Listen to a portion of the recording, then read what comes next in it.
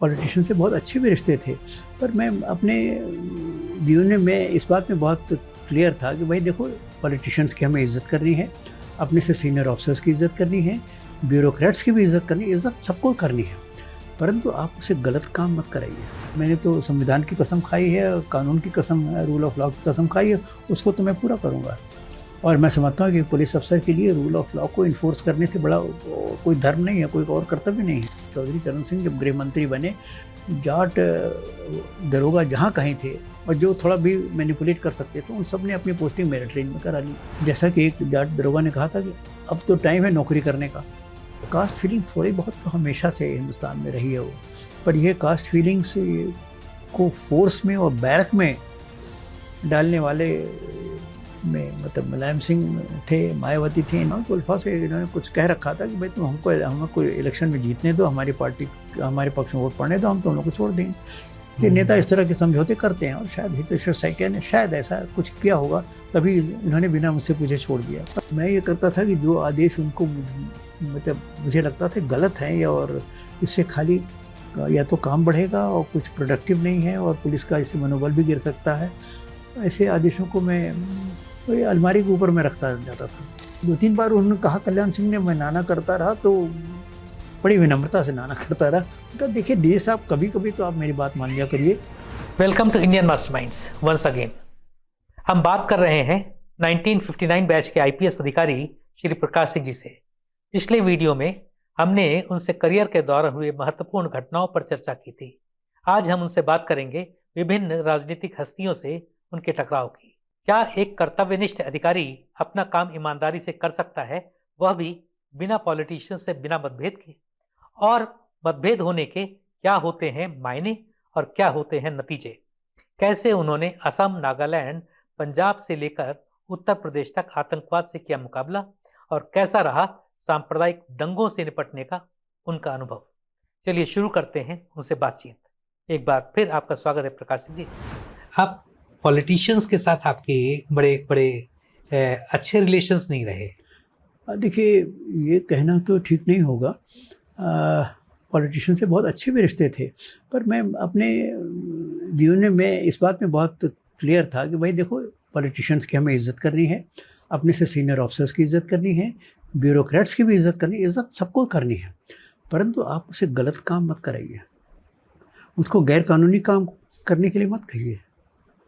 ये यहाँ पे तो मेरी ऐसी लक्ष्मण रेखा है और वहाँ पे फिर मैं आपको रोक दूंगा और आपसे बड़ी विनम्रता से कह दूंगा कि ये काम गलत है, ये काम मैं नहीं करूँगा। वहाँ मेरी तरफ से कोई लड़ाई नहीं होगी, पर आपको बुरा लग सकता है। अब इसमें मेरी अगर रिलेशनशिप में कुछ खटास आती है तो उसके लिए मैं जिम्मेदार नहीं हूँ। मैंने तो संविधान की कसम खाई है, कानून की कसम, रूल ऑफ लॉ की कसम खाई है, उसको तो मैं पूरा करूँगा। और मैं समझता हूँ कि पुलिस अफसर के लिए रूल ऑफ लॉ को इन्फोर्स करने से बड़ा कोई धर्म नहीं है, कोई और कर्तव्य नहीं है। सर, एक आईपीएस ऑफिसर के लिए सबसे बड़ा जो काडर कंट्रोलिंग या सब कुछ होता है तो यूनियन होम मिनिस्टर। हाँ, और आपने ये कोई भी हो भाई, यूनियन होम मिनिस्टर है, कोई सत्य से बड़ी दुनिया में कोई चीज़ नहीं है। और उस समय जो यूनियन होम मिनिस्टर थे, जब आप मेरठ में थे और आप सत्य की चट्टान पे खड़े हैं, तो फिर आप में इतना साहस आ जाता है कि आप किसी का भी सामना कर सकते हैं, किसी भी सामने बोल सकते हैं। क्योंकि आपने कहा कि इस्तीफा लेके चलता था। हाँ, इसलिए किसी से नहीं, तो उस समय तो अभी इस्तीफे की बात नहीं आई थी। मैंने तो कहा था ठीक है, हम आप जो करना है, मतलब मुझे जो वो मुझको बार बार नाराज होते जा रहे थे। चौधरी चरण सिंह जी की बात कर रहे हैं। बराबर, मैं जो बात कहते थे मैं उसका बड़े विनम्रता से खंडन करता था और सही बातें उनके सामने रखता था, पर वो सुनने को तैयार नहीं थे। वो प्रेजुडिस हो चुके थे, अपना माइंड उन्होंने मेकअप कर लिया था कि प्रकाश सिंह को निकालना है बेइज्जत करके। तो अब जब आदमी मेकअप के लिए तो क्या, मैं मतलब 7-8 मिनट रहा होगा, 10 मिनट में उसको अपना दृष्टिकोण प्रस्तुत करता रहा। अब जो कार्रवाई मैंने क के खिलाफ की है, ख के खिलाफ की है, ग के खिलाफ है, सब मैंने बताया क्यों मैंने कार्रवाई की है, पर वो सुनने को नहीं तैयार थे। जब कुछ नहीं सुनने को तैयार थे तो मैंने कहा सर अब इसके आगे और मुझे और कुछ नहीं कहना है। मैं सैल्यूट किया और मैं चला गया। और आपने जिनके भी खिलाफ कार्रवाई की थी वो सब चौधरी चरण सिंह, जो उसमें गृह मंत्री थे, उनके सपोर्टर्स थे। उनके देखिए, मुझे कुछ नहीं मालूम था कि इसके सपोर्टर्स हैं, पर हुआ ये कि चौधरी चरण सिंह जब गृह मंत्री बने तो जैसा होता है, मतलब बड़ी नॉर्मल चीज़ है, जाट दरोगा जहाँ कहीं थे और जो थोड़ा भी मैनिपुलेट कर सकते थे, उन सब ने अपनी पोस्टिंग मेरिट रेंज में करा ली जी। कि भाई, और जैसा कि एक जाट दरोगा ने कहा था कि अब तो टाइम है नौकरी करने का। अब ये कहने में आसान लगता है, पर इसका सही मतलब क्या है कि अब तो नौकरी है और जैसे चाहे करें, निरंकुश होकर करें, जिसको चाहे बंद कर दें, जिससे चाहे पैसे वसूल लें और संपत्ति बढ़ा लें। ये मतलब था कि अब टाइम आया है नौकरी करने का, कि जब हमारे वर्ग का एक आदमी होम मिनिस्टर है। तो मैं तो मैं ये समझता था कि चौधरी चरण सिंह ने मुझे ख़ास तौर से चुना है इसलिए कि चतुर्वेदी साहब ने इनसे कहा कि अगर आपको पुलिस की अच्छी छवि बनानी है तो प्रकाश सिंह को भेजिए। तो मैंने सोचा कि मैं तो ऐसे ही ईमानदारी तो भगवान ने मुझे मेरे जीन्स में डाल रखी है, पर अब और ज़्यादा ईमानदारी से काम करना है।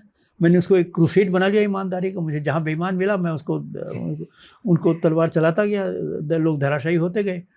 अब मुझे क्या पता था कि भाई अब मुझे तो या तो ईमानदार आदमी दिखता था या बेईमान आदमी। मैं उसकी जात नहीं पूछता था कि तुम्हारी जात क्या है। अब इत्तेफाक से उसमें अधिकांश एक वर्ग के निकल गए। अब वो इसलिए कि बहुत ज़्यादा संख्या में वही लोग तैनात थे। सर, आप उत्तर प्रदेश में इतना लंबा समय रहे हैं और उत्तर प्रदेश की पुलिस फोर्स अपने आप में जाति के डिवाइड आपको नहीं मिली कि जब मुलायम सिंह जी, उस समय तक तो नहीं थी। ये डिवाइड शुरू हुआ है, देखिए मुलायम सिंह के बाद शुरू हुआ है। मुलायम सिंह ने जाति का फैक्टर बहुत ज़्यादा घुसेड़ दिया फोर्स में, और तब से फिर जो मायावती आई, कास्ट फीलिंग थोड़ी बहुत तो हमेशा से हिंदुस्तान में रही है वो, पर ये कास्ट फीलिंग से को फोर्स में और बैरक में डालने वाले में मतलब मुलायम सिंह थे, मायावती थी, इन लोगों ने कास्ट फैक्टर बहुत ज़्यादा। और उसके बाद थे फोर्स में डिवाइड आ गया। मतलब कि साहब जब तो ये है कि भाई आप इस जाति के हैं तो आपको थोड़ा इस सरकार में आपको पक्ष मिलेगा। और फिर उन्होंने ये मतलब कास्टिज्म का एक और बड़ा जो गंदा नमूना हुआ, वो जब भर्तियां हुई, बड़े भारी पैमाने पे भर्तियां हुई, और तो इतना योगी जी के टाइम तो नहीं, 20-25 हज़ार भर्तियों में करप्शन भी खूब हुआ, पैसे भी खूब चले, और एक वर्ग के लोग खासतौर से भर्ती किए गए। ऐसा नहीं कि उन वर्ग के लोगों के साथ कंसेशन, पर थोड़ा कंसेशन हुआ कि बाकी लोगों से अगर 4 लाख लेना है तो भाई ये इस हमारे प्रेफर्ड वर्ग का है तो उससे चलो 2 ही लाख लो, उनसे भी पैसे लिए गए। और ये लोग अभी भी बैठे हैं राजनीति में, अभी भी इनका जाति ही चल रही है, इनका नाम चलता है, और ये लोग अभी भी दिखते हैं, टीवी चैनल्स पे दिख जाते हैं, कभी ट्रेन में सफ़र करते हुए मिल जाते हैं मुझे। तो जो लोग पैसे देके अपॉइंटमेंट जिनका हुआ था, नहीं, जिनके नेतृत्व में पैसे लिए गए, जिनके कहने से पैसे लिए गए, और जिन्होंने अपनी तिजोरी भरी या अपने पार्टी की तिजोरी भरी, ये लोग अभी भी हैं। और बहुत बड़े पैमाने पे भ्रष्टाचार होता था। तो उसके बाद आप जब असम गए तो वहाँ भी मुख्यमंत्री आपसे नाराज हुए? मुख्यमंत्री नाराज हो गया, वो बड़ा मैं तो पहली बात तो मैं रहने वाला नहीं था। जब प्रेसिडेंट रूल ख़त्म हुआ तो मैंने कहा भाई मेरा मैंडेट पूरा हो गया, मुझे इलेक्शन कराने को भेजा गया है, इलेक्शन मैंने करवा दिया, मुझे जाने दीजिए। पर वो 2 एडवाइज़र्स थे, उसमें एक थे मिस्टर के एन प्रसाद, जो मेरे गुरु थे इंटेलिजेंस ब्यूरो में। तो उन्होंने कहा नहीं प्रकाश तुम रुक जाओ यहाँ पे। और वो मेरे मैं उनको इज़्ज़त भी बहुत करता था, बहुत ही ब्रिलियंट आदमी थे। तो नहीं प्रकाश रुक जाओ, तुमने यहाँ पुलिस से बड़ा अच्छा काम दिया, पुलिस से तुमने इसी पुलिस से तुमने इलेक्शन करवा दिया जिसके बारे में हम लोग इतना संदेह था, तो ज़रा से इसको और थोड़ा सा ठीक ठाक कर दो, उसके बाद 4 महीने बाद चले जाना। मैंने कहा चलो 3-4 महीने की बात है, कोई बात नहीं, कि हमारे गुरु हैं सर्विस के तो कह रहे हैं तो चलो। पर मुख्यमंत्री से फिर मेरी बात बनी नहीं, क्योंकि मुख्यमंत्री महत्वपूर्ण निर्णय लेने लगे और बिना मुझसे पूछे, और ऐसे निर्णय जिसका लॉ एंड ऑर्डर पे डायरेक्टली इम्पैक्ट पड़ता है। अब आप उल्फा डिटेन्यूज थे, करीब 300-350 उल्फा डिटेन्यूज को उन्होंने छोड़ दिया, जिन्होंने बहुत सी हत्याएं की होंगी। तो मतलब अब इन लोगों को गिरफ्तार करने में आसाम पुलिस को सालों साल लग गए होंगे। ये इन्होंने with stroke of the pen सबको छोड़ दिया। मतलब बाद में, उस समय तो मुझे नहीं समझ में आया, पर बहुत सारी चीज़ें बाद में समझ में आई कि लगता है कि इनसे संभावना है, मैं प्रमाण सहित तो नहीं कह सकता हूँ, उल्फा से इन्होंने कुछ कह रखा था कि भाई तुम हमको इलेक्शन में जीतने दो, हमारी पार्टी हमारे पक्ष में वोट पड़ने दो, हम तुम लोग को छोड़ देंगे। ये नेता इस तरह के समझौते करते हैं, और शायद हितेश्वर सैकिया ने शायद ऐसा कुछ किया होगा, तभी इन्होंने बिना मुझसे पूछे छोड़ दिया। पर मैंने उसको एक इशू बना लिया कि आप इस तरह कैसे छोड़ सकते हैं। तो वो इशू था। फिर वो वहाँ झगड़ा हुआ। उसके बाद मैंने देखा कि थोड़ी देर बाद पर्चियाँ आने लगी उनके यहाँ से, इसकी तो कोतवाली में तैनाती कर दो, इसके फलाने थाने। मैंने कहा नहीं ये सब पर्ची उर्ची मैंने कोई पर्ची उर्ची मैं नहीं लेता। कहाँ किसकी तैनाती करनी है, ये तो अपना विधिवत जहाँ से होना है।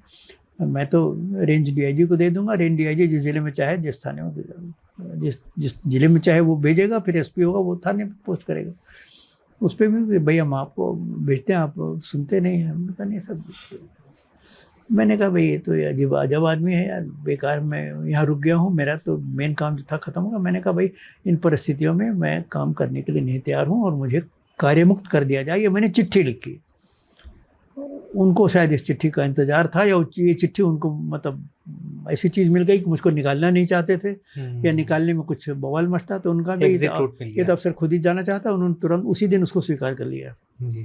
तो इस तरह से मैं छुट्टी, तो मतलब उसके बाद जब आप यूपी आए तो यूपी में भी आपको नेताओं को मैंने बहुत इज्जत दी है, पर यह इज्जत देने के लिए, पर इज्जत देने का मतलब ये नहीं था कि मैं उनके सभी गलत फैसलों आपके आगे दुम हिलाता रहूंगा, आप चाहे जैसा भी काम कराइए, वो तो मैं था, वो गलत फैसलों में आप हाँ में हाँ नहीं मिला सकते। गलत फैसलों में हाँ मैं नहीं मिलाऊंगा, नौकरी लेना हो ले लीजिए। ऐसा एटीट्यूड आपका यूपी में भी रहा कि जो भी फैसले पुलिस को करने हैं वो डीजीपी करेंगे, कोई दूसरा व्यक्ति नहीं कर सकता? बिल्कुल बिल्कुल, ये चतुर्वेदी साहब ने ये परंपरा शुरू की थी जी। चतुर्वेदी साहब ने लिख के कह दिया था कि भाई कोई ऑर्डर जो होम डिपार्टमेंट डायरेक्टली अगर फील्ड में भेज देता है कि सीधे एसपी के पास चला गया, उसका आदेश नहीं हो जब तक वो कि डीजीपी की उस पर मुहर न लग जाए, डीजीपी उसको रिसर्कुलेट न करे। उन्होंने शुरू किया था, मैंने भी उसी बात को आगे चलाई। तो मैं ये करता था कि जो आदेश उनको मतलब मुझे लगता था गलत हैं, और इससे खाली या तो काम बढ़ेगा और कुछ प्रोडक्टिव नहीं है, और पुलिस का इससे मनोबल भी गिर सकता है, ऐसे आदेशों को मैं एक उन दिनों अलमारी, लोहे की अलमारियाँ रहती थी हर अफसर के दफ्तर में, वो अलमारी के ऊपर मैं रखता जाता था। और जब 8-10 फाइलें ऐसी हो जाएं, तो जब मैं अगली जो मुलाकात मुख्यमंत्री से हो, मुख्यमंत्री से मुलाकात का पता नहीं मेरे समय में मुझे जो झेलना पड़ा, वो रात को 9-10 बजे बुलाते थे, और मीटिंग भी 10 बजे भी नहीं, वो 11 बजे शुरू होती थी, फिर 12 तक चले, 1 तक चले।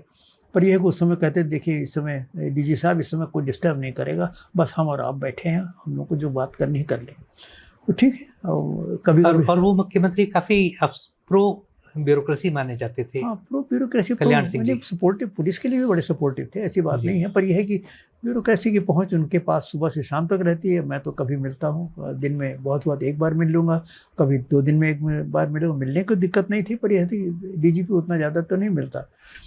तो उस समय फिर ये होता था कि इनको यहाँ पोस्ट कर दीजिए, उनको वहाँ पोस्ट कर दीजिए, तो अब थोड़ा बहुत समझौता तो देखिए नौकरी में करना पड़ेगा। ऐसा तो मैं नहीं कहूँगा एकदम अड़ियल टट्टू एक भी बात नहीं मानेंगे, पर कभी कभी बड़े इंटरेस्टिंग डिस्कशंस होते थे। मतलब एक बार किसी दरोगा की पोस्टिंग के लिए कह रहे थे कि इसको आप गाज़ियाबाद में लोनी थाने पे तैनात कर दीजिए। मैंने कहा देखिए श्रीमान, मैं इसको मेरठ रेंज पोस्ट कर सकता हूँ, उसमें मेरठ रेंज और फिर डीआईजी मेरठ का ये जिम्मा है, वो कहाँ पोस्ट करे, जिला भेजे, फिर एसपी का जिम्मे वो चाहे किस, मैं उसको लोनी थाने में मैं नहीं पोस्ट कर सकता। तो मैं 2-3 बार उन्होंने कहा, कल्याण सिंह ने, मैं नाना करता रहा, तो बड़ी विनम्रता से नाना करता रहा। उनका देखिए डीए साहब कभी कभी तो आप मेरी बात मान लिया करिए। मैंने कहा क्यों, ऐसा क्यों कह रहे हैं आप? देखिए ये मेरे मास्टर का, जिसने मुझको पढ़ाया, उसका बेटा है। अब मैंने कहा सर तो ये आप पहले ही बता दिए होते तो कोई बहस ही नहीं होती। चलिए आप अपने मास्टर को ऑब्लाइज करना चाहते हैं, चलिए थोड़ा बहुत एक्सेप्शन करना पड़ता है, मैं इसको करवा दूंगा, कैसे करूँगा अब इसको छोड़ दे, मेरे ऊपर छोड़िए। तो मैंने मान गया, भाई ठीक है, उसको लोनी थाने में तैनात कर दे। तो इस तरह से मतलब थोड़ा बहुत, पर यह है कि थोड़ा बहुत समझौता करके अगर बड़ी बातें आप अपने अनुसार करवा लें तो वो ज़्यादा अच्छा है।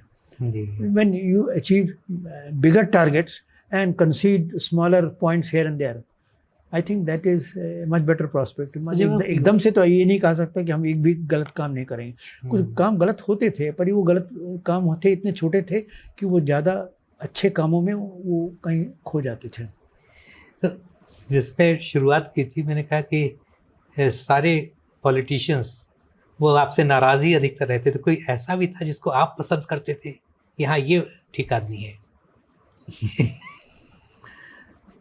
देखिए ऐसे पॉलिटिशियन ऐसे नागालैंड में थे, उसको बहुत मानते थे।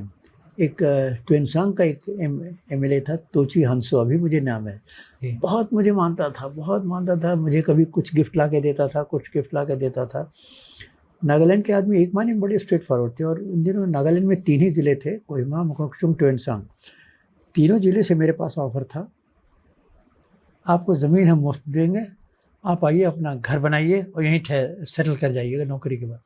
मैंने कहा भाई अभी तो नौकरी बहुत बाकी है, इतनी 25-30 साल बाद मैं कहाँ जाऊँगा मुझे भी नहीं मालूम, तो अभी मैं यहाँ ज़मीन लेके क्या करूँगा। पर यह कि मेरे प्रशंसक, मेरे मतलब सोशल लेवल पे मुझे मानने वाले वहाँ थे। हुकेशे सेमा थे वहाँ के चीफ मिनिस्टर थे, बहुत ही दबंग चीफ मिनिस्टर थे, बड़े डेयरिंग थे, सीधे पंगा लेते थे, वो भी मुझको बहुत मानते थे। और पर अगर आप असम में कहें तो मैं तो असम में बड़ा मुश्किल है, मैं थोड़े ही दिन में रहा, मैं कोई ऐसे पॉलिटिशियन का नाम नहीं याद आता। और यूपी में कुछ लोगों से मतलब ये था कि अच्छे सौहार्दपूर्ण थे, मैं तब ये नहीं कहूँ कि मैं उनसे मेरा चमी था, मैं हमेशा डिस्टेंस रखता था, बट बहुत से लोग मेरी रिस्पेक्ट करते थे और मुझसे गलत काम कहते ही नहीं थे कि इनसे कहना बेकार है, तो इसलिए। कभी किसी पॉलिटिशियन ने, जैसे आपने एक कल्याण सिंह जी का उदाहरण दिया बहुत छोटा सा कि ट्रांसफ़र के लिए, किसी और पॉलिटिशियन ने कभी कुछ आप पे ऐसा कहा हो जो which was not as per the law और आउट ऑफ वे जाके आपसे फेवर्स चाहते थे? हाँ, चाहते थे। जैसे थे एक राजेंद्र गुप्ता जी थे, वो भी नाराज़ हो गए थे एक बार, नाराज़ हो गए मुझसे। हाँ, गुप्ता जी थे, एक राजेंद्र गुप्ता थे शायद, राजेंद्र गुप्ता जी, राजेंद्र गुप्ता थे, मिनिस्टर थे, मुझसे कुछ नाराज़ हुए थे, गृह मंत्री रहे थे वो। मैं गुस्सा तो नहीं हुआ उनसे, पर यह है कि मुझे बुरा लगा, पर मैं चुपचाप चला है। मैंने काम भी नहीं किया, पर उनको बुरा लगा था, मुझसे नाराज़ हुए थे। तो ठीक है भाई, अब मंत्री हैं, उम्र में भी शायद मुझसे बड़े थे, तो चुपचाप सुन के चलाए। कभी कभी silence is better than arguing back. जी, आप जब यूपी में थे तो उस समय 2 बड़ी चीज़ें हुई। एक तो उस समय बाबरी मस्जिद राम जन्मभूमि मूवमेंट चल रहा था, बहुत सरचार्ज्ड एटमॉस्फेयर, और दूसरी तरफ जो पंजाब का सिख टेररिज्म था, उसके टेंटिकल्स यूपी के तराई में आए थे। तो इन दोनों चीज़ों को आपने कैसे हैंडल किया और उसका आपके करियर पे कुछ असर पड़ा? देखिए, दोनों ही बहुत बड़ी समस्याएं थी, पर आतंकवाद, तराई वाले आतंकवाद की मैं पहले बात करूंगा। जब मैं वहाँ पहुँचा तो यूपी पुलिस के अधिकारियों का जो मेन रिएक्शन था वो ये था कि भाई कि सर हम लोग ये मर्डर सॉल्व कर लेते हैं, डकैती डील करते हैं, कम्युनल प्रॉब्लम करते हैं, राइटिंग वगैरह हम लोग देख लेते हैं, पर एक टेररिज्म को कैसे करें, ये यूपी के सामने समस्या थी, क्योंकि ये प्रॉब्लम उन्होंने कभी फेस नहीं किया। अचानक अच्छा, मैंने पंजाब में अच्छी तरह से, मैं पंजाब का तपा हुआ था, असम में भी मैंने देखा था। मैंने कहा इसकी चिंता मत करो, मैं तुम्हें एक कार्य योजना बनाऊंगा। तो सबसे पहले तो मैं पॉलिटिकल लीडरशिप को श्रेय दूंगा, कल्याण सिंह थे। मैंने कहा देखिए साहब, इसको लॉ एंड ऑर्डर की तरह मत ट्रीट करिए, it is a different problem. और इसको मतलब आतंकवादी कोई घटना करते हैं तो उसको टेररिस्ट एक्ट मानिए, बजाय इसके कि इसको डकैती डाल दीजिए, रॉबरी डाल दीजिए। तो इसको टेररिज्म की तरफ से अप्रोच इस तरह होना पड़ेगा। और फिर मैंने एक पुस्तिका बनाई जिसमें मतलब अपने अनुभवों के आधार पर लिखा कि हर जिले पुलिस को क्या क्या करना चाहिए, और वो पुस्तिका मैंने हर जगह सर्कुलेट की। एक तो ये किया। दूसरी बात, मैंने ये कहा कि इनसे लड़ने के लिए तो हमको फिर अपनी फोर्स ही चाहिए। तो फोर्स, मैंने सारे ट्रेनिंग इंस्टीट्यूशंस जो थे, बाकी सारी ट्रेनिंग बंद। मैंने कहा इनको जंगल वॉरफेयर की ट्रेनिंग दो, जंगल वॉरफेयर टैक्टिक्स की ट्रेनिंग दो, और कुछ नहीं, सारा काम और सब ट्रेनिंग बंद अभी फिलहाल, और टर्न आउट जल्दी जल्दी करो। और ये लोग जो जंगल वॉरफेयर की ट्रेनिंग लेकर निकले, सब तराई में पोस्ट करता गया मैं। और मैंने ज़्यादा, अब आजकल तो 20 बटालियन लग जाते हैं एक एक ज़िले में। मैंने तो पूरे तराई क्षेत्र के लिए 2 BSF बटालियन मांगी थी, और 1 नागा बटालियन भी थी। तो इन लोगों ने बड़ा अच्छा काम किया, नागा बटालियन ने बड़ा अच्छा काम किया, BSF बटालियन ने बड़ा अच्छा काम किया। पर ख़ास तौर से मैं कहूँगा यूपी PSC ने बहुत अच्छा काम किया। और मतलब बड़े अच्छे अच्छे उदाहरण भी हैं। एक बार मैं ऐसी कार से कहीं जा रहा था तराई क्षेत्र में ही, तो कुछ मेरे 6-7 8-10 आदमियों का समूह दिखा। मैंने कहा गाड़ी रोको, ये लोग हैं कौन? सब सादे कपड़े में थे। कौन हो तुम लोग? तो सर हम यूपी पुलिस के, अपने सब यूनिट नंबर वगैरह सब बता दिया। मैंने कहा सादे कपड़े में क्यों घूम रहे? कहा सर सादे कपड़े में परमिशन मिली है, हथियार लेके हम लोग सादे कपड़े में। अच्छा, उन सब ने दाढ़ी बढ़ा ली थी, सब सरदार बन गए थे। कि हम दाढ़ी बढ़ा के और सरदार बन के चलेंगे तो लोग हम पे शक नहीं करेंगे। तो इस तरह से मतलब जंगल में घूम उस रहे हैं। समय सब मैं भी टाइम्स ऑफ इंडिया लखनऊ में था और मुझे याद है कि कभी रामपुर में ब्लास्ट हो गया, रामलीला ग्राउंड में 74 लोग मर गए, हाँ, कि लखीमपुर खीरी या काफी पीलीभीत के पास काफी उन्होंने वो जंगल में 20-30 आदमी एक झटके में मरना एक जी। साधारण बात थी उन दिनों तराई में। पर ये हुआ फिर तराई का जो टर्निंग पॉइंट आया, मैं वहाँ पे वाकया गुरुद्वारा नानक मता गुरुद्वारा था वहाँ का, वहाँ से मुझे निमंत्रण आया कि डी साहब आप आइए गुरुद्वारे में। तो मेरे समझ में आया कि क्यों बुला रहे हैं। कहा साहब आपको कुछ शायद से रुपया देंगे इसलिए बुला रहे हैं। तो मैंने कहा वो तो ठीक है। फिर मैंने सूर्य प्रताप शाही उन दिनों होम मिनिस्टर थे, स्टेट मिनिस्टर फॉर होम, मैंने उनको कहा कि साहब ऐसे, तो उन्होंने साफ मना किया कि नहीं आप मत जाइए, वहाँ जान का खतरा हो सकता है। पर मैं ज़रा सा मतलब मुझसे कोई कह दे जान का खतरा है तो मैं वहाँ ज़रूर जाऊँगा। तो मैंने कहा नहीं मैं तो जाऊँगा, पर ना लोग कहेंगे साहब ये साहब आने से डर गए। मैंने कहा चलो चलते हैं। तो आरबी सिंह एसपी थे, वो मेरे साथ गए और कुछ पीएसी के जवान थे, कुछ बीएसएफ के जवान थे, सब लोग हम लोग हमारे साथ थे। तो गुरुद्वारे में अंदर किसी को जाने नहीं दिया गया। उनका सब अंदर 10-12 आदमी आप बिना हथियार के जा सकते हैं। तो अंदर 10-12 आदमी बिना हथियार के चले गए और मैं अंदर जब गया तो मैंने देखा बहुत बड़ा गुरुद्वारा था। उसमें मतलब कम से कम 5000 आदमी सब बालकनी में और कहाँ सब बैठे हुए थे नीचे, और सब पूरा भरा था। इधर ऐसे मैंने गर्दन घुमाई, चारों तरफ सरदार, एक कोई आदमी बिना पगड़ के दिखा ही नहीं। तो मैंने भी मतलब एक क्षण के लिए मुझे हुआ कि मैं ऐसी जगह आ गया हूँ कि यहाँ तो अगर ये चाहे तो मुझे लिंच करना है, खत्म, मेरी जो कहानी यहीं ख़त्म हो जाएगी। पर खैर उन्होंने बुलाया था, मैं कहूँ उनकी भी तारीफ़ करूँगा, उन्होंने इज़्ज़त से मुझे बुलाया और फिर एकदम से कह दिया जो मुझे आप कुछ इनको संबोधित करिए। अब मैं कोई भाषण के लिए तैयार होकर नहीं गया था, तो एकदम से कहा तो मैं मना भी नहीं कर सकता, तो खड़ा हुआ। फिर मैं कहूँगा कुछ सरस्वती की कृपा थी, सारी सिख हिस्ट्री मेरे दिमाग में याद थी। मैं हिस्ट्री का ग्रेजुएट था, मास्टर्स डिग्री की थी, सिख हिस्ट्री मैंने पढ़ी थी। तो मैंने उनको मतलब जो स्पीच मैंने दी एक तरह से ललकारते हुए स्पीच दी कि देखिए अगर आप हथियार लेकर भारत सरकार से, उत्तर प्रदेश की सरकार से चुनौती दीजिएगा, लड़िएगा हिंसात्मक घटना के लिए, तो मुझसे कोई मुरव्वत की, रहम की आशा मत करिए। पर अगर आप ये कहते हैं कि आपके साथ बेइंसाफ़ी हो रही है, आपके साथ अत्याचार हुआ है, आपके साथ गलत टाडा आपके ऊपर लगाया गया है, आप ये घटनाएं मेरे पास लेकर आई और आपको इंसाफ देने की गारंटी मेरी है। मैं आपका टाडा केस हटवाऊंगा अगर आपके खिलाफ। उस समय बड़ी भारी शिकायतें थी सिखों की कि पुलिस पैसा वसूलने के लिए टाडा लगा देती है, terrorist and disruptive activities act, उसके बाद पैसा ऐंठती रहती है। तो मैंने कहा इस तरह की बातें हैं तो आप मेरे नोटिस में लाइए। ये मेरा सम एंड सब्सटेंस था मतलब कहने का। पर अच्छा बात अपने आप में बहुत बड़ी बात थी कि आप इतनी बड़ी गैदरिंग में जाके और सिखों को चुनौती दे रहे थे। हाँ चुनौती मैंने दिया। मैंने कहा तो भाई ये तो फिर तो लड़ाई होगी, फिर लड़ाई में जो उसका अंजाम होगा हम देखेगा। और मैंने कहा बड़े अफसोस की बात है, मैंने उनके अंदर अच्छी जो भी सुसुप्त भावनाएं थी उनको जागृत करने की कोशिश की। देखिए आप लोग देश के सबसे बड़े रक्षक थे, आप हमारी ढाल थे पश्चिमी सीमा पे। कोई आक्रमणकारी इधर से पंजाब से पार होकर आ नहीं सकता था, और आज आप हमारे लिए समस्या बन रहे हैं। कितने अफसोस की बात है, कितने शर्म की बात है। आपके गुरुओं ने देखिए इस देश के लिए क्या किया है, सबका नमूना हमने दिया। तो इस तरह मैं बहादुर सिंह ने बाद में कहा, वो तो घड़ी देख रहे हैं सर आप 40 मिनट बोले, एक्सटेम्परे थे वो, 40 मिनट में बोलता। बहादुर सिंह जी वहाँ पे डीआईजी थे। हाँ उस समय डीआईजी थे। तो 40 मिनट में बोलता रहा, बोल के फिर मैं चला आया बात। पर दैट प्रूव टू बी, बाद में पता मुझे लगा कि that prove to be a turning point. मेरे पास लोगों ने कहा अच्छा डीजी साहब को परखा जाए। तो जो भी मेरे सामने दृष्टांत आए मुझे देखिए अब इस समय याद तो नहीं है, बहुत पुरानी बात है, पर 15-16 टाडा केसेस को मैंने विड्रॉ कराए दिए। तो मतलब टाडा केसेस जो विड्रॉ हुए तो उसकी मतलब बड़ी धूम मच गई। मतलब तराई में के साहब तो टाडा केस हट गया। बहुत बड़ा टाडा केस किसी पे लगा और हट जाए तो बहुत बड़ी बात है। डीजीपी ने हटवा दिया। उसके बाद एक ग्रंथी जो वहाँ थे उन्होंने एक इंडिया टुडे को इंटरव्यू दिया था, हिंदी इंडिया टुडे में ये बात छपी थी कि हमें यूपी गवर्नमेंट पे विश्वास हो या ना हो, पर ये जो डीजी जो कहता है उसकी बात हमें पूरा विश्वास है। मतलब एक विश्वसनीयता जमी कि इस पुलिस अधिकारी से आपको इंसाफ मिलेगा और जो ये कहते हैं वो करेंगे।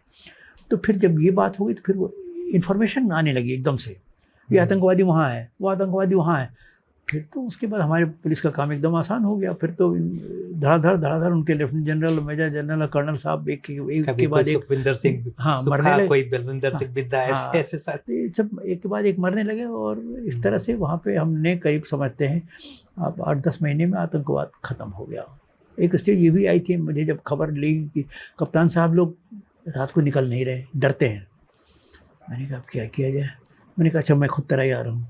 मैंने कहा सारे कप्तानों को बुलाया। मैंने कहा चलो कल सवेरे से हमने सबका क्षेत्र बांट दिया, यहाँ से यहाँ इस ज़िले में इधर ये, इधर से ये, सबका पूरा, और we will comb the entire Terai.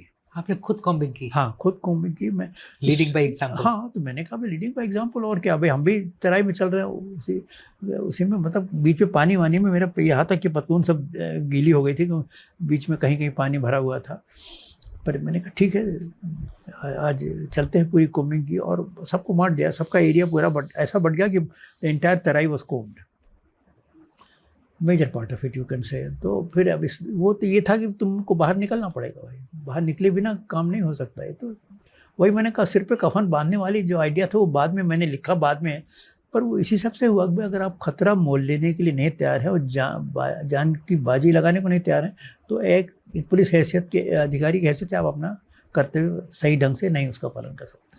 Sir मुझे याद है सर, लखीमपुर खीरी में एसपी ओपी सिंह जी थे, और वो ओपी सिंह जो बाद में डीजीपी हुए। अच्छा। और वो अपना रेड लाइट बीकन जला के चलते थे। तो मैंने उनसे पूछा कि भाई आप तो 2 किलोमीटर दूर से टेररिस्ट देख लेंगे कि साहब इसमें एसएसपी आ रहे हैं और वो आपको एम्बुश कर देंगे, तो ऐसा इतना खतरा क्यों ले रहे हैं? कहने भाई अगर फोर्स का मॉरल ऊपर रखना है तो इतना तो रिस्क लेना पड़ेगा, नहीं तो लोग कहेंगे कि सब कप्तान ही डर गया तो नीचे के लोग। जी बिल्कुल। तो आपकी जो इंस्पिरेशन थी तो उससे बहुत से लोगों ने, ये तो पंजाब में भी था। पंजाब में एक टाइम ये हो गया था कि जब IG and above were entitled to have their cars bullet proofing करवा सकते हैं अगर आप आईजी को। तो मुझसे भी कहा गया अपनी कार को बुलेट प्रूफिंग करा लीजिए। तो मैंने कहा भाई बुलेट प्रूफिंग कराएंगे पर हमारे आगे एक पायलट चलता है, हमारे पीछे एस्कॉर्ट चलती है, उनकी तो और ये सारा कैनवस उतार देते हैं, इसलिए कि हमको 360 डिग्रीज कवर करना है। एक आदमी इधर देख रहा है, एक आदमी इधर देख रहा है, पीछे भी देख रहा है, आगे भी सब तरफ देख रहा है। ये तो एकदम खुले में चल रहे हो, मैं बुलेट प्रूफ गाड़ी में चलूँ, ये तो बड़े शर्म की बात है। मैंने कहा नहीं भाई मैं तो बुलेट प्रूफ गाड़ी में नहीं चलूँगा, मैं बिना बुलेट प्रूफ गाड़ी में रात को भी नीली बत्ती हम लोग जलाते थे उन दिनों, नीली बत्ती और झंडा लहरा रहा है, नीली बत्ती जल रही, चलते जो होगा आगे देखा जाएगा। जी सर, उस समय यूपी में एक और इशू बहुत गर्म था, जैसे मैंने भी कहा था, राम जन्मभूमि। हाँ, तो ये इस तरह से तराई आतंकवाद ख़त्म होगा। और सबसे बड़ी बात तराई के आतंकवाद में ख़त्म होने का जो सबसे महत्वपूर्ण बात है कि जो पंजाब में भी आतंकवाद ख़त्म हो गया, और गिल साहब ने बहुत बहादुरी से उसको ख़त्म किया। पर यह है कि पंजाब पुलिस में इतने आरोप लगे, इतने ह्यूमन राइट्स के केसेस लगे, उसमें एक बिटरनेस की लीगेसी रही कि पंजाब पुलिस ने इतना अत्याचार किया। कहा जाता था कि यूपी से जो रिमांड पे पंजाब पुलिस लेके जाती थी जिस भी एक्यूज्ड को, डिटेन्यू को, तो कभी वापस लौट के नहीं आता था कि हमेशा वो ट्रेन से उतर के भाग रहा होता था और पंजाब पुलिस इसको मार देती। तो पंजाब कब से यूपी में ये बात नहीं हुई जी। आतंकवाद वहाँ ख़त्म हुआ, और ख़त्म होने के साथ वो आतंकवाद का अध्याय भी ख़त्म हो गया। बाद में कोई शिकायत की पर्ची लेके नहीं घूम रहा था कि हमारा घर ले लिया, या हमारे बेटी को भगा लिया, या हमसे पैसा वसूल लिया, या हमको हमारे फलाने का मर्डर कर दिया। और ये कुछ नहीं, कोई नहीं था, क्योंकि हम इस बात पर बड़े पर्टिकुलर थे कि हमारे जो भी ऑपरेशन होंगे क्लीन ऑपरेशन होंगे, नो कोल्ड ब्लडेड किलिंग्स, कोई फर्जी इनकाउंटर नहीं होगा।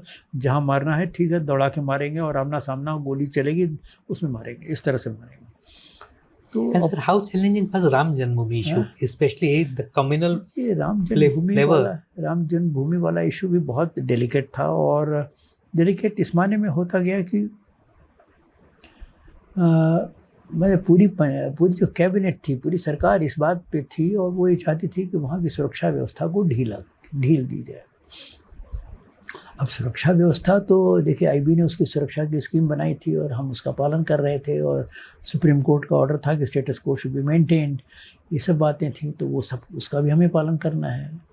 और सिक्योरिटी स्कीम हमको दी गई है, उसके हिसाब से सब जगह गार्ड लगी है, बैरियर्स लगे हैं, कंसर्टिना कॉयल लगा है, ये सब लगा है। अब इसके लोग चाहते थे सुरक्षा में थोड़ा ढील दी जाए, तो अब मैं बहुत जिद तो नहीं करता था, मैंने कई जगह सुरक्षा में ढील दी, पर वहीं तक दी कि जितना हम निभा सकते हैं। हम इतनी ढील के लिए नहीं तैयार थे कि अब हमारे बस का नहीं, अब ये लोग कोई जो चाहे वो नुकसान पहुंचा दे। मतलब थोड़ा कमज़ोर करते हुए भी हमारे पास इतना बल था और इतनी रुकावटें थी कि हम कोई समस्या होगी तो हम उससे निपट लेंगे। पर जब उसके आगे भी बात बढ़ने लगी तो तब मुझे ज़रा विनम्रता से, पर मतलब दृढ़ता से बोलना पड़ा कि नहीं सब ये तो नहीं हो सकता, अब ये बहुत ज़्यादा हो जाएगा। तो वहाँ पे कुछ मंत्री लोग मुझसे नाराज़ हो गए। ऐसे कल्याण सिंह ने कोई नाराज़गी नहीं जाहिर की, पर कुछ मंत्री जिसमें ब्रह्मदत्त द्विवेदी अग्रणी थे, वो बहुत एग्रेसिव थे, वो नाराज़ हो गए। अब मैंने कहा अब नाराज़ हो तो फिर मैं तो अपने कानून के मुताबिक जो मुझे करना है मैं कर रहा हूँ। अब उन लोगों ने साफ साफ तो कभी कुछ नहीं कहा, पर उन दिनों कुछ लोग कहते हैं कि बाबरी मस्जिद की वजह से मुझे हटाया गया। वास्तव में बहुत सारी बातें उस समय तक जमा हो गई थी मेरे खिलाफ, शिकायतों का उनके पास कई पुलिंदे बन गए थे। एक तो बाबरी मस्जिद में उनको था कि पता नहीं ये इनका क्या रुख होगा। ये 6 दिसंबर की घटना से कितना समय पहले आप इससे काफ़ी पहले, मैंने तारीख तो किताब में दे दी है, उसके करीब मैं समझता हूँ 2 महीना या 2 महीने पहले। 2 महीने। बट उस समय एटमॉस्फेयर बहुत ज़्यादा सरचार्ज था। एटमॉस्फेयर में तो सरगर्मी बढ़ती जा रही थी, पर मेरे खिलाफ जो मतलब कारण थे, तो इंटेलिजेंस रिपोर्ट की लीकेज का वो मुद्दा था। उसमें मैं बहुत मतलब इंटेलिजेंस रिपोर्ट की लीक तो हुई थी, पर लीकेज तो 5 जन ने निकाला था कि IAS अधिकारी ने लीक कराया है। उस समय का अगर आप 5 जन पढ़ें तो उन्होंने कहा कि ये तो IAS अधिकारी की साजिश थी कि ये रिपोर्ट लीक हुई। इंटेलिजेंस रिपोर्ट में क्या था उस पर कल्याण सिंह मुझ पर नाराज़ हुए। हालांकि वो रिपोर्ट DG इंटेलिजेंस ने बनाई थी। DG इंटेलिजेंस से श्री विलासमणि त्रिपाठी, उनकी रिपोर्ट जैसे कि तैसे मैंने फॉरवर्ड कर दी कि DG ने बनाया है, मैं उसको उसमें कैसे चेंज करूँ।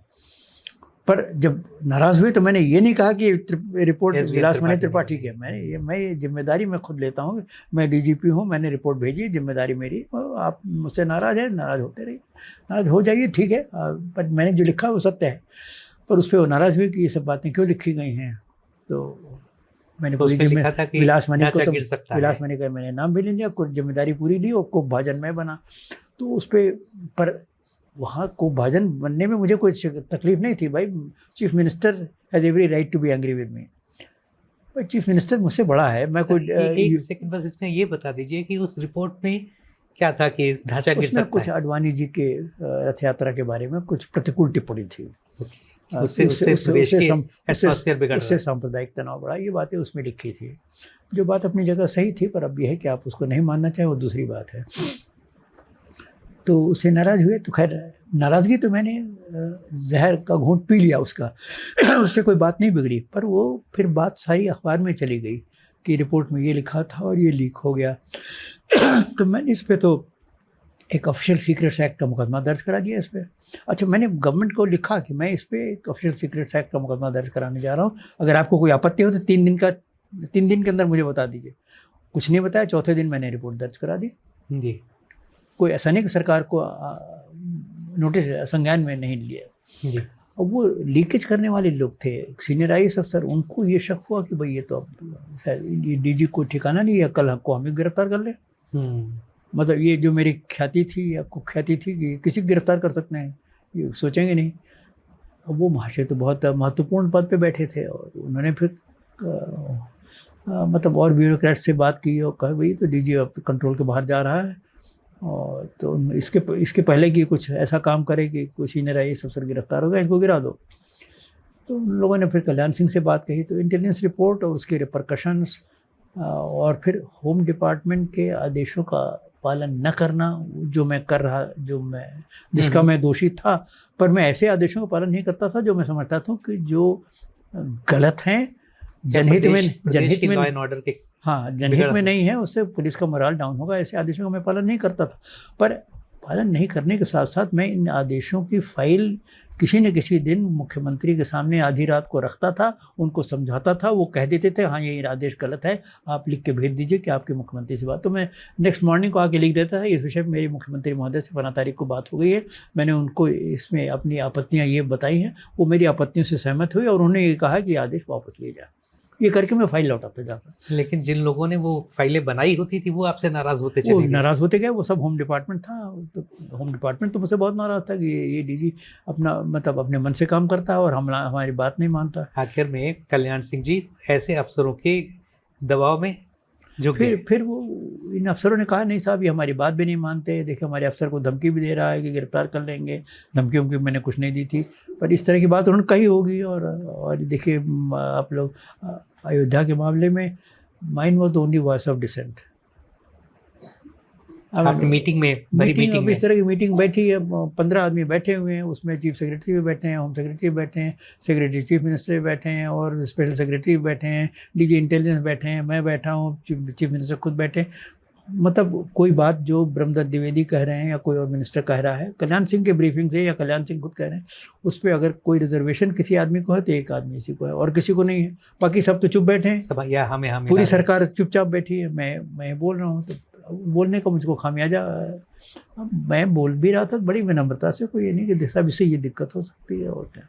लेकिन सर जब आपकी मस्जिद गिर गई तो कल्याण सिंह को रियलाइज़ हुआ कि जो प्रकाश सिंह कह रहे थे वो सही था, तो क्या कभी उन्होंने आपसे रिग्रेट किया कि? नहीं, मुझसे कभी रिग्रेट नहीं किया, पर एक बात ये ज़रूर है एक गिरने के काफ़ी बाद वो मेरे रिटायरमेंट के बाद मेरे बेटे के साथ कहीं प्लेन में बैठे थे। मेरा बेटा उस समय सुप्रिंटेंडेंट पुलिस या डीआईजी रहा होगा राजस्थान में, तो प्लेन में लोग साथ ही साथ यात्रा कर रहे थे, तो एकदम से होता है ना बिजनेस क्लास में दोनों लोग थे और फिर आप नमस्कार इसने किया होगा कि भाई तो राजस्थान के गवर्नर थे उस समय, तो उनका अच्छा आप कौन है, तो आप पंकज हो, मैं उनका बेटा, अरे उनके बेटे हो, फिर तो बात होने लगी। और फिर कहता है कि पापा वो तो आपकी बहुत तारीफ़ करते रहे रास्ते पर, बहुत तारीफ़ करते रहे कि बहुत अच्छे अफसर थे, ये वो, कोई उन्होंने ये नहीं कहा कि ख़राब अफसर थे या हमारे साथ विश्वासघात किया या हमारी बात नहीं, कुछ नहीं, तारीफ़ ही तारीफ़ करते रहे। और बाद में फिर जब ऐसा उसने कहा तो बाद में मैं एक बार गया, अभी वो गवर्नर अभी भी थे, मैं मिलने गया तो बहुत सत्कार किया एडीसी के सामने। ये प्रकाश सिंह साहब थे, बड़े अच्छे डीजी थे और खूब मुझे पेड़ा खिलाया, बर्फ़ी खिलाई, सब खिलाया, तो मुझे पूरा आदर सम्मान दिया और मेरी बुराई मेरे पीठ के पीछे भी नहीं कभी किया। नहीं की। उनकी So that means it was kind of realization that what you were saying or what you were arguing was correct. Because अब उनकी जो भी भावना रही, अब वो भी कुछ राजनीतिक दबाव में थे, वो भी राजनीतिक दबाव में थे। अब चीफ मिनिस्टर भी राजनीतिक दबाव में रहता है, ऐसा नहीं कि, लेकिन जिस तरीके से आपको हटाया गया, that was not, it was very undignified. और किसी अखबार ने लिखा भी कि it was the ultimate humiliation for a DGP. मतलब 11 बजे करीब आप कह रहे हैं और करीब 1:30 बजे आप चार्ज दे दीजिए, 11 साढ़े 11 बजे मैं दफ्तर ही आता हूँ 11:30-12 बजे। डीजीपी का चार्ज कोई ऐसा तो नहीं होता, एसपी को भी 3 दिन की 2-3 दिन का तो टाइम मिलता ही है। और पुरानी परंपरा तो है कि डीजीपी को आप 10 दिन पहले बता दीजिए, फिर 10 दिन में जाके वो अपने इलाके में सबसे मिल लेता है, सबसे विदा ले लेता है, फेयरवेल डिनर ले लेता है, फेयरवेल परेड होती है तब जाता है। ये तो आपने मुझको जैसे क्या कहा जाए, बस अभी चले जाओ। तो उस समय तो मैंने कल्याण सिंह से यही कहा, कल्याण सिंह जी कि देखिए सर, आपने मुझे जितने दिन काम करने का मौका दिया उसके लिए मैं आपका अनुग्रहित हूँ, पर अब मुझे इंडियन पुलिस सर्विस में कोई सेवा नहीं करनी है, मैं छुट्टी की दरख्वास्त आपको भेज दूँगा और कालांतर में उसके बाद में कुछ दिनों बाद मैं अपना इस्तीफ़ा भी भेज दूँगा। तो कल्याण सिंह को ये लगा कि कहीं ये छुट्टी का लेके कहीं चला न जाए बिना चार्ज दिए। तो वो प्रिंसिपल सेक्रेटरी होम कहते हैं नहीं पर आपको चार्ज आज ही देना है 1:30 बजे तक। मैंने कहा बिल्कुल आप निश्चिंत रहिए, मैं चार्ज देकर तब जाऊंगा, पर मैं छुट्टी दूंगा, मैं नौकरी अब नहीं करूंगा। और मेरे उस समय के अखबार निकालिए, मैं तो लिखा था अब मैं नौकरी नहीं करूंगा, मैं I will quit this Indian police service. और मुझे इस बात का बहुत तकलीफ़ थी और बहुत मलाल था कि देखो ज़िंदगी भर मैंने सत्यनिष्ठा से काम किया, ईमानदारी से काम किया, भगवान का नाम लेके काम किया, और अंत इतना बुरा हो रहा है, मतलब बेइज्जती से मुझे निकाला गया और मतलब इतना ह्यूमिलिएशन हुआ। मतलब खाने में होता है, खाना कितना भी ख़राब हो, स्वीट डिश खा लीजिए तो ज़रा तबीयत खुश हो जाती है। अब स्वीट डिश की बजाय मुझे आपने कड़वी गोली खिला दी खाना की, और मुझे तो यही लगा नहीं कि मेरे करियर का अंत हो गया। मैंने तो कही थी तब मैं नौकरी करूँगा नहीं। पर ईश्वर को कुछ और मंजूर था, मैं ये कहूँगा। और बल्कि ईश्वर की लीला, एक अफसर ने इसको ईश्वर की लीला कही। मैंने कहा सर बाबरी मस्जिद तो गिरनी ही थी, आप ब्लेम लेने से बच गए। और आपको कल्याण सिंह ने या किसी ने नहीं हटाया, आपको ईश्वरीय शक्ति ने हटाया कि प्रकाश सिंह को इसका अपयश नहीं मिलना चाहिए, इसको हटा लो, और फिर जब हट जाएगा तो फिर इसको पुनर्स्थापित कर देंगे हम। ये सब ईश्वर की लीला थी जो हो रही थी। कल्याण सिंह उसके माध्यम थे, उसके इंस्ट्रूमेंट थे। मैं भी एक छोटा सा खिलाड़ी का। जब गवर्नर रूल लगा तो फिर मुझे डीजीपी बनाया गया, क्योंकि मोतीलाल वोरा जी, हाँ नहीं, उन्हें सत्यनारायण रेड्डी थे। और मतलब चयन तो सेंटर द्वारा हो। उन्होंने समस्या उनके सामने थी कि राज्य में दंगे हो रहे हैं, और इस समय कोई आदमी जो प्रदेश को समझा बूझा है और प्रदेश की हालत को समझता है वो लायो, ताकि जल्दी से दंगे तो ख़त्म हो। तो मुझे तो बुलाया इसलिए गया था कि आप लॉ एंड ऑर्डर कंट्रोल करिए जल्दी से। तो खैर आपके मन में एक बार भी रैंकोर नहीं रहा कि देखो जिस जगह से मुझे इतना नहीं, मुझे तो बहुत मलाल था। मैं तो 24 घंटे में तो मैंने डीजीपी घर खाली कर दिया, 24 घंटे में। और मेरा महानगर में घर है, वहाँ मैं चला गया, और एक तरह से मैंने अपने आप को एकदम आइसोलेट कर लिया। मैंने बाहर कहीं नहीं जाता था, मैं घर की बाउंड्री वॉल के बाहर में बहुत दिन तक कहीं नहीं गया। भाई जो सामान हो अपना स्टाफ ले आए, खाना पीना घर में खाए पिए, टीवी देखा, पत्नी से बात किया, और जो लोग कोई रिश्तेदार आ गया उनसे, अफसरों ने आना जाना बंद कर दिया था। तो इस तरह से वो टाइम बीत रहा था। तब तक तो बाबरी मस्जिद गिरी, फिर उसके बाद मुझे फिर डीजी बने। वो भी एक ईश्वर की दया ही थी, मैं कहूँगा। आपके जीवन में डिवाइन इंटरवेंशंस बहुत है। इसी के साथ हम आज की चर्चा पर यहीं विराम लगाते हैं। आम श्रोताओं को नहीं, पुलिस अधिकारियों की कई पीढ़ियों को भी आपकी इस बातचीत से प्रेरणा मिलेगी। धन्यवाद प्रकाश सिंह जी। इंडियन मास्टरमाइंड से बात करने के लिए, इस तरह के इंटरेस्टिंग और प्रेरणादायी वीडियो देखने के लिए कृपया हमारे YouTube चैनल को सब्सक्राइब कीजिए और देखते रहिए इंडियन मास्टरमाइंड्स। धन्यवाद।